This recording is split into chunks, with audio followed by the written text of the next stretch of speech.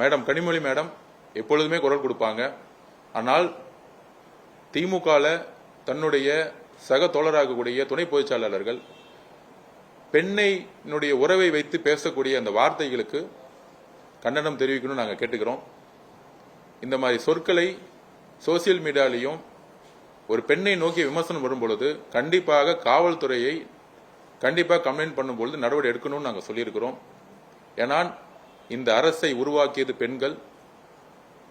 எந்த பெண்கள் மீதும் சோசியல் மீடியாலேயோ இல்ல அரசியல் ரீதியானையோ ஒரு தாக்குதல் ஏற்பட்டால் கடுமையாக சட்டம் ஒழுங்கை நிலைநாட்ட பெண்களுடைய பாதுகாப்பையும் மாண்பையும் உறுதி செய்ய நாங்கள் காவல்துறையை நாங்கள் கேட்டுக்கொண்டிருக்கிறோம். அதுக்கப்புறம் திமுக தலைவர் கனிமொழி மேடம் நேற்று ஒரு ட்வீட் பண்ணியிருந்தாங்க. நாங்கள் அவர்கள் மீது எப்பயுமே மரியாதை வச்சிருக்கோம்.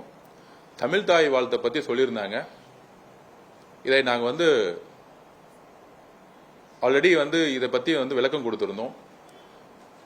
திமுக தலைவராக இருக்கக்கூடிய இன்றைய திரு மு.க. ஸ்டாலின் அவர்கள் முன்னாள் முதலமைச்சர், அவர் பதவியில் இருக்கும் பொழுதே இதே கவர்னர் லேட்டஸ்டா ஹோம் செக்யூரிட்டி டிபார்ட்மெண்ட்ல இருந்து ஒரு சுற்றறிக்கை வந்திருக்கு.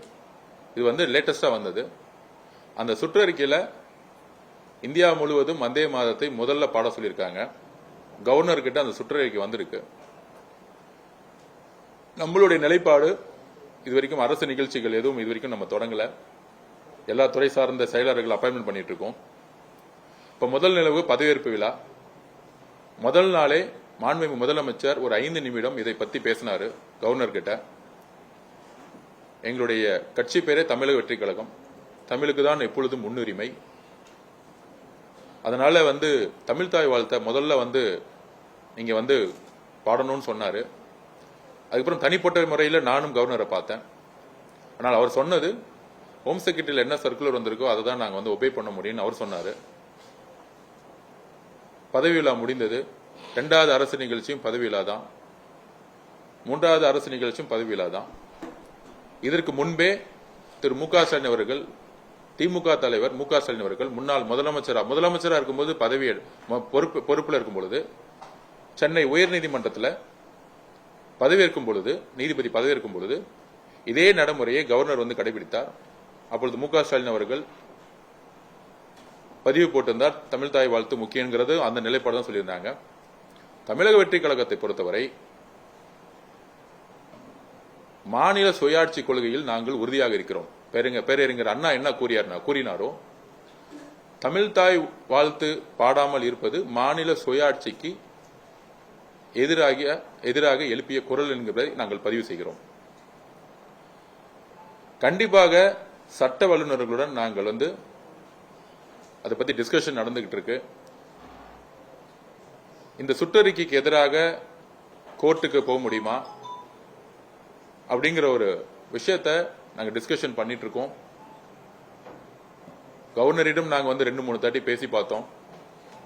அவரை பொறுத்தவரையும் ராஜ்பவன்ல கவர்னருடைய தலைமையில் நடக்கக்கூடிய நிகழ்ச்சிகள் எல்லாத்திலையும் ஹோம் மினிஸ்டருடைய சர்க்குலர் தான் நான் ஃபாலோ பண்ணுவாங்கிறது அவர் நிலைப்பாடு எடுத்துட்டாரு. தமிழக அரசினுடைய நிகழ்ச்சிகள் மாண்புமிகு முதலமைச்சர் தலைமை தாங்கிக் கொண்ட எல்லா நிகழ்ச்சிகளையும் தமிழ் தாய் வாழ்த்து தான் முதலில் இடம்பெறும். அதில் நாங்கள் உறுதியாக இருக்கிறோம். மாநில சுயாட்சி கொள்கையில் நாங்கள் உறுதியாக இருக்கிறோம். இருமொழி கொள்கையில் நாங்கள் உறுதியாக இருக்கிறோம். கல்வித்துறையில் எந்த அழுத்தங்கள் வந்தாலும் மாநில சுயாட்சி கொள்கையை விட்டுக் கொடுக்காமல் உறுதியாக இருக்கிறோம். மதசார்பற்ற கொள்கையில் நாங்கள் உறுதியாக இருக்கிறோம்.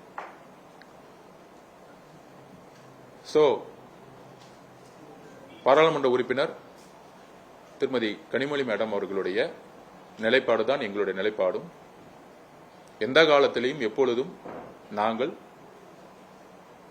தமிழையும் தமிழ் தாய் வாழ்த்தையும் எந்த காலத்திலும் நாங்கள் விட்டுக் கொடுக்க மாட்டோம். அது எங்களுடைய உயிர் நாடி அதை என்பதை பதிவு செய்கிறோம். பிளே ஸ்டோர் மற்றும் ஆப் ஸ்டோரில் இருந்து பாலிமர் செயலியை QR கோடு மூலம் பதிவிறக்கம் செய்யுங்கள். செய்திகளை உடனுக்குடன் பெறுங்கள்.